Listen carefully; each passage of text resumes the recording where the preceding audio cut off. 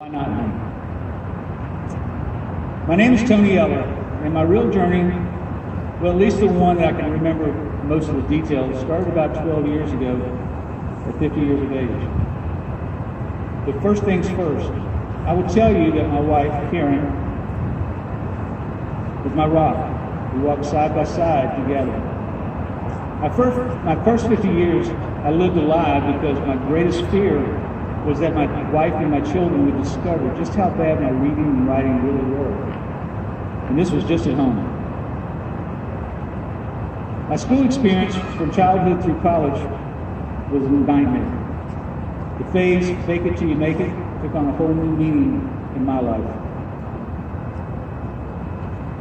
I became an actor playing a role, hoping no one would find out that I always felt that I was the dumbest person in the room. Not just because of my reading and writing, but my spelling too. A childhood memory I often think about and replay in my head, where when the smart kids tell you about the books that they're reading or they read, and I would go, oh yeah, I read that book. Wanted to think that I was as smart as they were. I'm not. It wasn't the truth. I didn't actually read my first book from start to finish until I was 58 years old.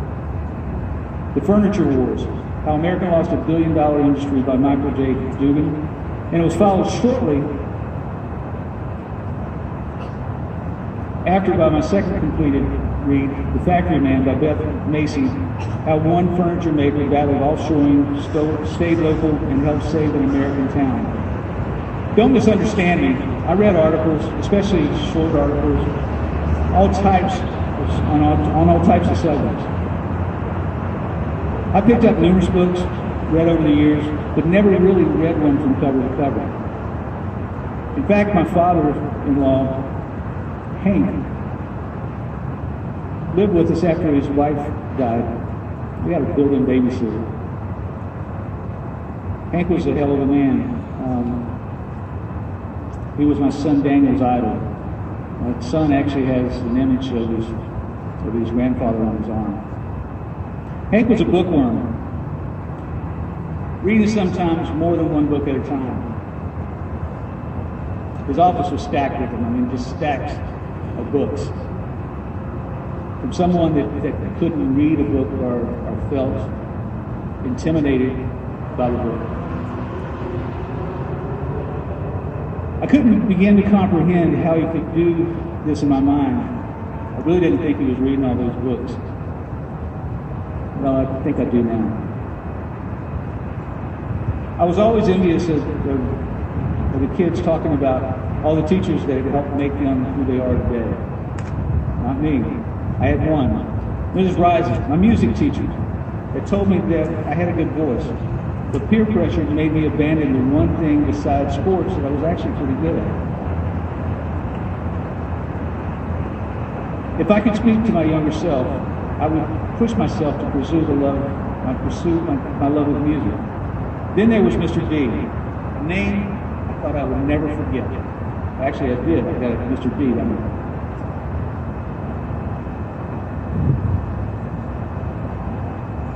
It was a very short French teacher that embarrassed me in front of the class.